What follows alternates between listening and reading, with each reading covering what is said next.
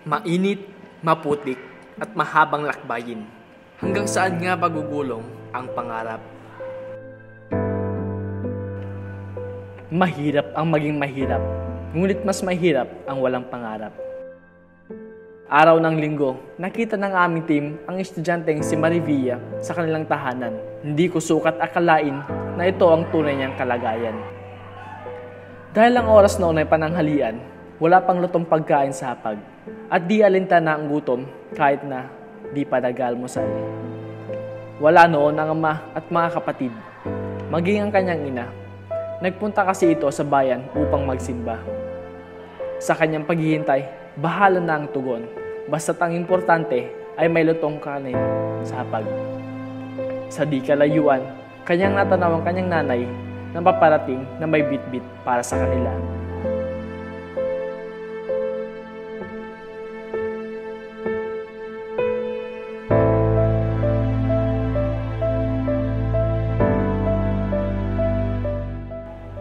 Ito na nga marahil ang pinakamaswerteng araw ng linggo. Kahit lipas na nga ang oras sa pananghalian, ngiti at tuwa, sapagkat ang tsinelas na hiling ay higit pa. Ang radyong maliit na magsisilbing ingay sa mga tahimik na pagkakataon ay dala rin ng kanyang ina. Ang pagpatak ng segundo at pag-ikot ng bawat oras sa kanyang buhay ay napakahalaga. Pagkatapos ng pananghalian, pangangahoy at iba pang gawain ang susunod niyang gagawin.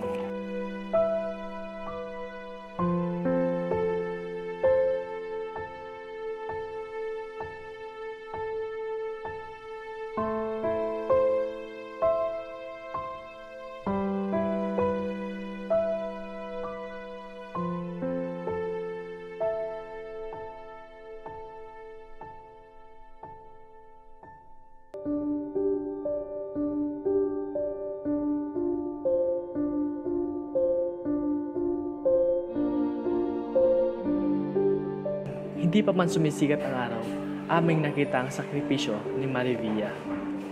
Ito ang pinaka-importanteng bagay na hindi dapat makaligtaan bago pa man sumikat ng tuluyan ang haring araw. Wala kasing sariling palikuran ang kanilang bahay. Ang igibang ito ng tubig, umaasa ang lahat ng kabahayan 10 metro mula sa kanilang bahay.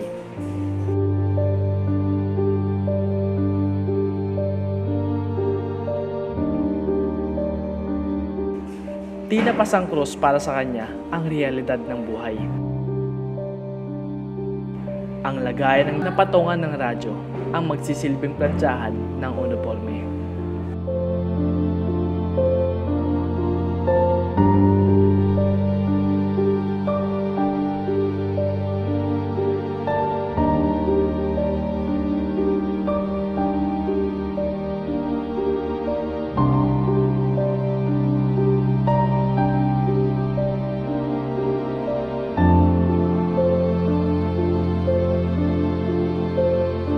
Dahil prioridad ang pag-aaral, walang pag-aangal sa mga gawain. Mabilis ang paglipas ng oras. Ang kanyang ina ang kaagapay sa bawat araw. Wala nang ang higit pa sa pagmamahal ng ina.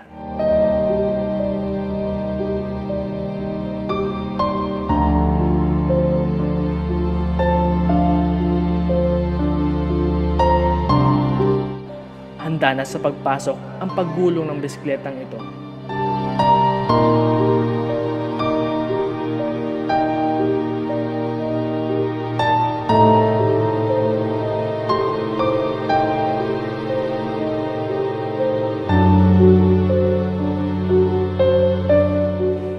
Handa na sa pagpasok. Ang paggulong ng bisikletang ito ang babaybay sa mga daang lubak at mapanganib na tulay.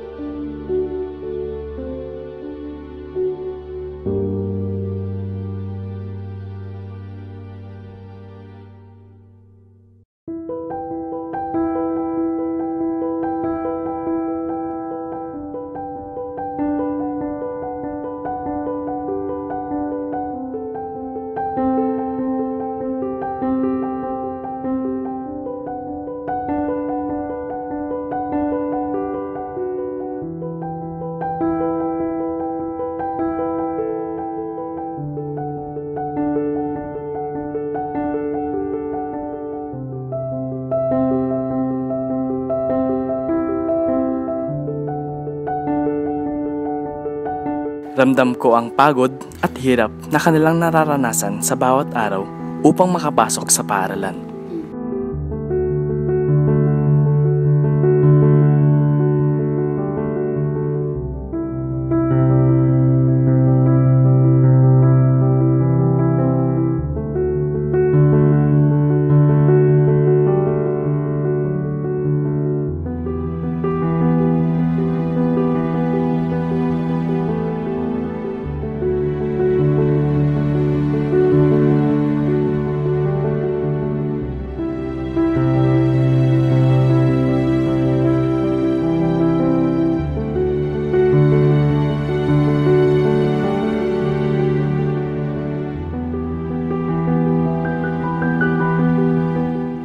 Tila mabagal ang pag-usad ng gulong, di ba man nakakalayo, naputol na ang kadena ng bisikleta.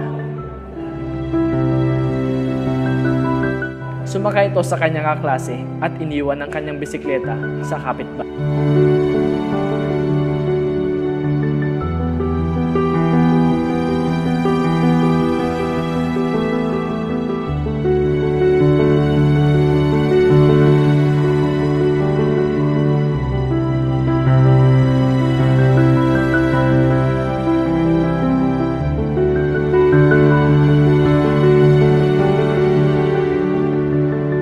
Liblib na lugar at mapanganib na daan, ngunit hindi susuko sa pangarap. Para sa kanila, mahalaga ang edukasyon upang makawala sa kadena ng kahirapan. Pansamantalang titigil sila Marivia at iba pa nitong kamag-aral sa bahay na ito upang iwan ang bisikleta at magsuot ng sapatos at sasakay ng tricycle patungo sa paaralan dahil bagya pa itong malayo.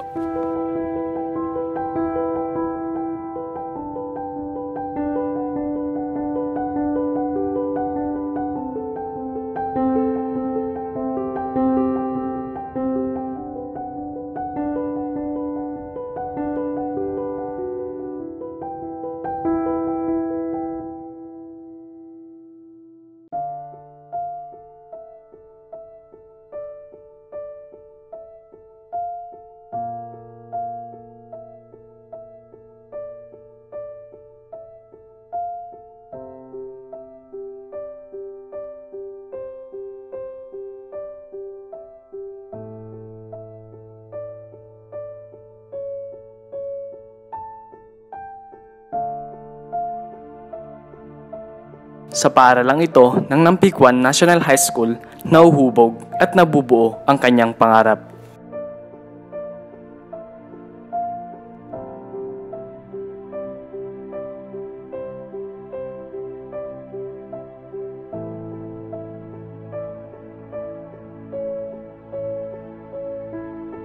Hindi madali sa tulad niyang lumaki sa kahirapan.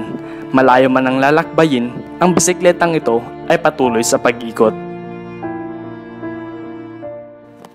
Sa bawat dapit hapon ay may umaga. Umaasa siyang may magbabago dahil para sa kanya, ang buhay minsan ay parang gulong.